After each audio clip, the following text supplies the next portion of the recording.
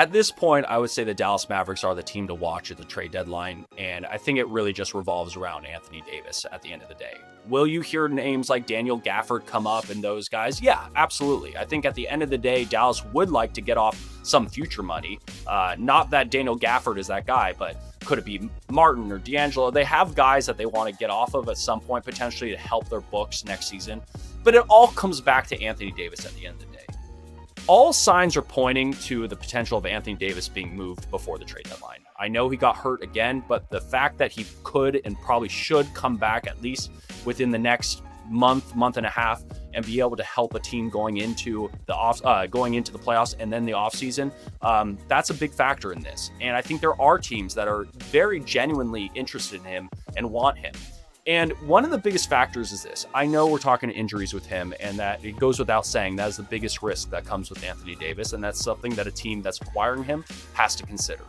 But in terms of a playoff push, when you're acquiring someone like Anthony Davis, it's not like you're acquiring a point guard who you have to reconfigure your entire offense to orbit around this point guard who's now changing the completely system because the ball's in his hands all the time.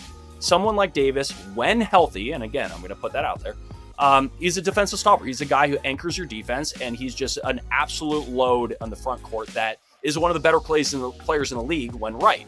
And so he is somebody that you can just plug in and just be better already, right? It doesn't take a lot of time for acclimation for someone like him. Also, this team that acquires him, they also have to be willing and ready to give him an extension because he'll have 1 year left on his deal. This actually does benefit a few teams that may not usually get a free agent to come to them. There are rumors of someone like a Toronto Raptors that could go after him because, hey, maybe Anthony Davis wouldn't be able to sign with us at other times, and maybe this is our opportunity to get him and extend him because we know he would extend if he comes to us. That's what teams like Toronto and others have to figure out. Are they willing to do it now? Are they willing to extend him? And if so, if they can get him, do they think they can actually put some pressure on the East, which besides Detroit, maybe a little Boston, does seem more wide open definitely than the West.